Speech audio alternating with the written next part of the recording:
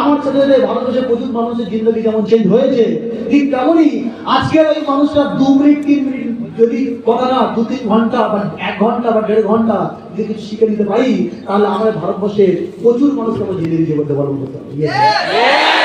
তাহলে আমরা সেই রকমই ভাবে ট্রেনিংটা নেবো। কারণ কি ওই মানুষটা এখানে দাঁড়িয়ে 1 ঘন্টা 1.5 ঘন্টা যা কিছু শিখিয়ে যাবে, এতে ওই মানুষটার কোনো লাভ নেই।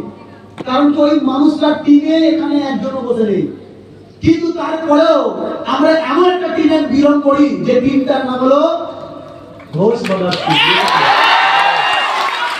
ওই টিমে কিছু এথিক্স আছে, কিছু লয়ালিটি আছে, শুধু স্বার্থে না, আজকের বিনা স্বার্থ মার ধরে দিয়ে প্রত্যেকটা মানুষকে ডেভেলপমেন্ট করা। আচ্ছা, ওই মানুষটাকে ওয়েলকাম করার আগে একটা ভিডিও দেখবো আগে, ইয়েস অর নো? ভিডিও দেখার পর তারপরে ওয়েলকাম করো, ইয়েস অর নো?